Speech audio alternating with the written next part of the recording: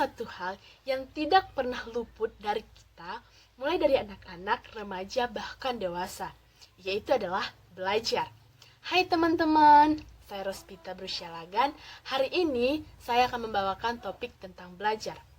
Belajar adalah proses di mana akan melahirkan individu yang lebih dewasa dan mandiri. Nah, apa teman-teman pernah merasakan bosan dan jenuh dalam belajar?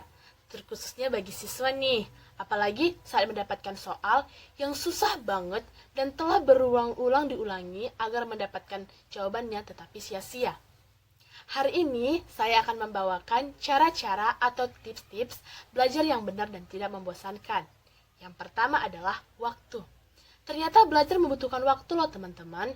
Walaupun di zaman sekarang, seringkali siswa belajar dalam satu malam hanya untuk ujian, yaitu the power of kepepet, atau yang sering dibilang yaitu kejar kebut satu malam. Itu ternyata semua sia-sia loh teman-teman. Bayangkan jika Anda lagi makan, dalam 1 jam Anda bisa makan, tetapi setelah itu Anda tidak makan. Kan tidak mungkin. Sama halnya dengan belajar. Jadikanlah belajar itu suatu kebiasaan. Sama seperti makan tadi. Jika Anda tidak makan 1 hari, Anda akan merasa lapar. Jadikan itu juga seperti belajar. Jika Anda tidak belajar dalam 1 hari, Anda akan merasa kekurangan. Apa ya? Itu belajar. Anda tidak akan bisa 1 hari nyaman tanpa belajar. Jadi, jadikanlah belajar itu suatu kebiasaan. 2. Tempat. Nah, teman-teman, ternyata belajar membutuhkan tempat yang tepat loh. Misalnya, seperti makan tadi.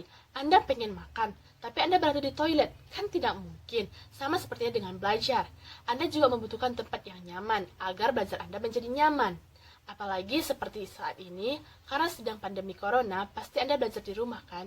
Jadikanlah kamar Anda menjadi tempat yang nyaman dan sunyi dalam belajar.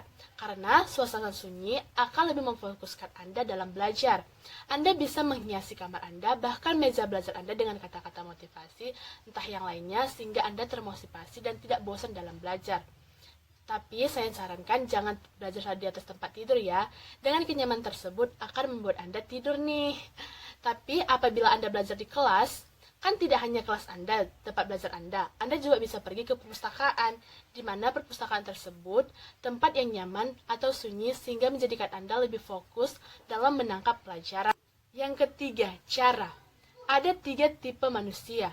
Yang pertama, auditory, yang kedua, visual, yang ketiga, kinestetik.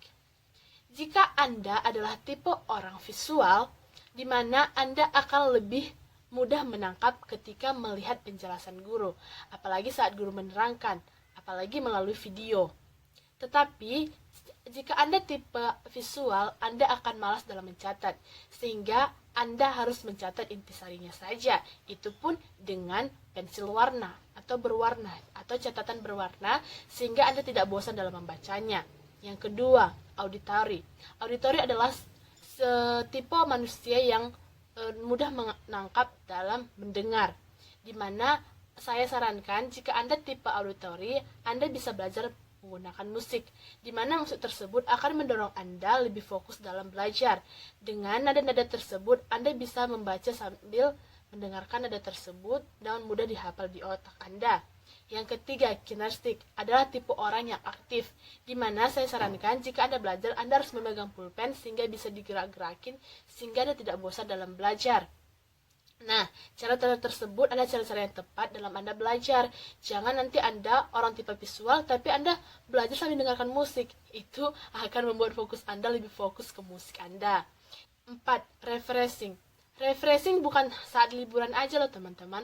Saat belajar juga membutuhkan refreshing. Seperti saya bilang tadi, belajar di tempat sunyi pasti lebih membosankan kan?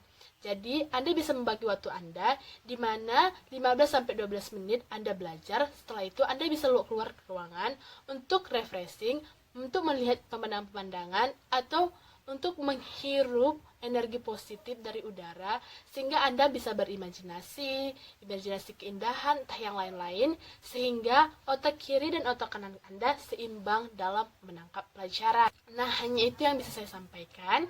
Anda juga bisa melakukan hal tersebut di rumah, bahkan di sekolah, supaya belajar Anda tidak membosankan ya teman-teman. Yang pertama itu waktu yang tepat, yang kedua tempatnya, yang ketiga itu caranya, yang keempat ada refreshing. Tapi jangan terlalu sering-sering refreshing ya teman-teman, itu akan lebih membuat Anda lupa akan belajar Anda. Oke teman-teman, sekian dari saya. Terima kasih.